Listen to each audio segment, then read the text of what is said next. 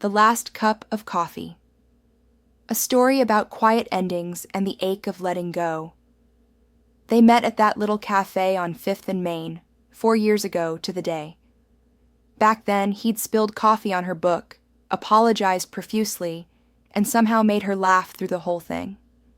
That's where it started.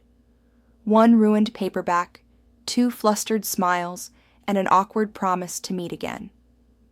Now, they sat in the same booth. Same table by the fogged-up window, same drinks.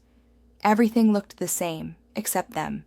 She wore the gray scarf he'd given her last Christmas, the one with the tiny tear on the edge.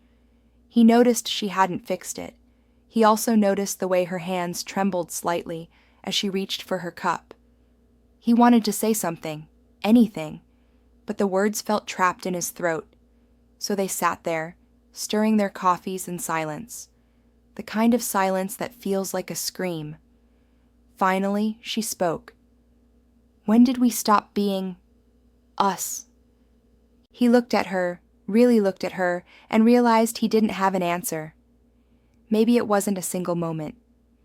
Maybe it was a slow drifting, one unread message, one ignored phone call, one too tired to talk night at a time. He reached for her hand across the table. She didn't pull away, but she didn't hold it either.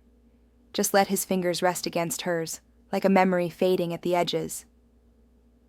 "We're not unhappy," he said, more to himself than to her. "No," she agreed. "But we're not happy either."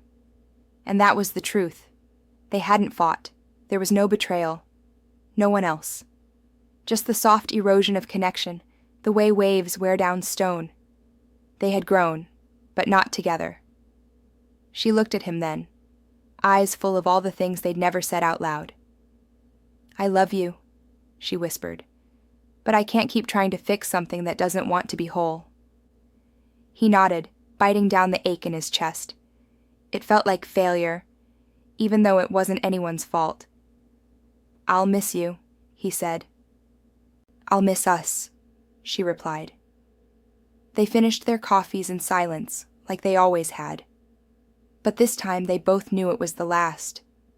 No dramatic goodbye, no storming out. Just 2 people who had once loved each other deeply, walking away slowly, like the end of a quiet song. And outside, the rain began to fall,